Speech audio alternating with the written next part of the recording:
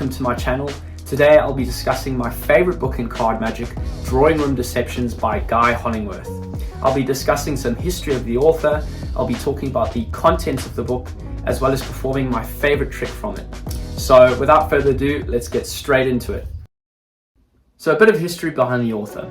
Guy was born in 1974 and first became interested in magic around the age of 13 when he joined the Prestige Society at his school.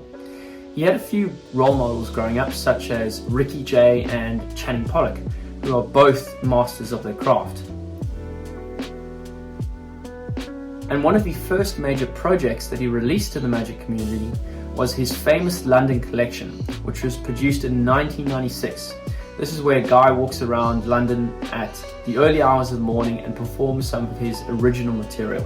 I found it highly entertaining, and this inspired me to study his work more.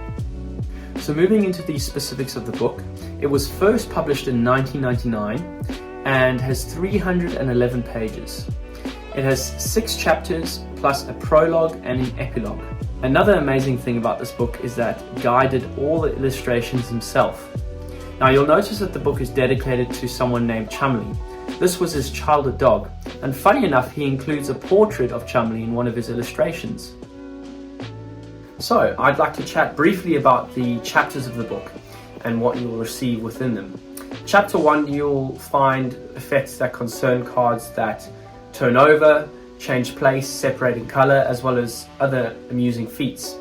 Some of my favorite effects from this chapter were waving the aces and his oil in water. Now chapter 2, which is personally my favorite chapter, concerns card effects that involve a well-fitted suit. Some of my favorite effects from this chapter were cards through jackets and ambidextrous interchange. And in chapter 3, Guy uses a specific item of stationery that allows you to perform true miracles, such as his ace assembly, homing card, and cannibal cards. Now in the middle of the book, there is a short interval where Guy discusses methods for shifting, controlling, palming, switching cards, as well as false deals and false shuffles. He also has some amazing work on the gambler's cop, which I found very interesting. Now in chapter 4, Guy shares with us a multi-phased gambling routine where you demonstrate how you can control the 4 aces through false dealing and stacking of the deck. At the end of the routine, you're able to end in a powerful way by shuffling the deck back into numerical order. This effect uses a very interesting mathematical principle which is explained later in the chapter. There's also a ace cutting routine which I found very interesting, as well as Guy's version of Bill Simon's routine, Call of the Colours. Guy first came across this concept when studying Martin Nash's Colours on the March. If you don't know Martin Nash, you seriously need to check him out. He is amazing with cards. Chapter 5 concerns us with the fascinating topic of dual reality. In this chapter, you'll learn routines such as his card stab, card to impossible location, as well as his A-can, which if you've seen the routine, you'll know it is truly fair.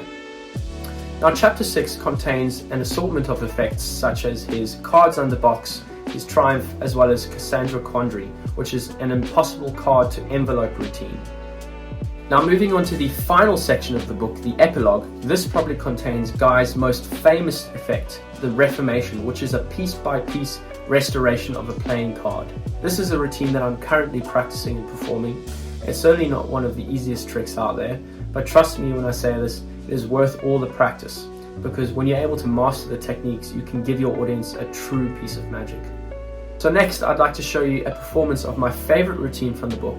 But before I do that, I first like to tell you, if you're interested in getting the book, I'll leave a link in the description below. This will take you to a website where I buy all my magic books from. If you're a first-time customer and you use the discount code, you'll get 10% off your first purchase. From then on, if you keep on using the code, you'll get 5% off. Another great thing about this website is that they do free worldwide shipping, so you'll save a lot of money. What I'd like to show you is not so much a magic trick, but more a demonstration of skill. More specifically, I'd like to show you how it's possible to be able to control every single card in the pack without even having to look at the cards themselves. So for this, I will place the pack inside my pocket and by sense of touch alone, pull out any card I desire. Now let's say for example I wanted to find a card like the the Queen of Spades, all I need to do is reach inside the pack and pull out that exact card. Now, as impressive as that is, I'll try something slightly more impossible. And what I mean by this is, let's say for example I was playing a game of poker and I wanted to find a few good cards like the 4 aces. I've realized with many hours of practice and quite frankly, no social life whatsoever, that it's possible for me to locate these cards through my jacket, finding them in the deck and getting them to melt right the way through the jacket itself, materializing on the other side. I'll try this again with the next card, the Ace of Clubs.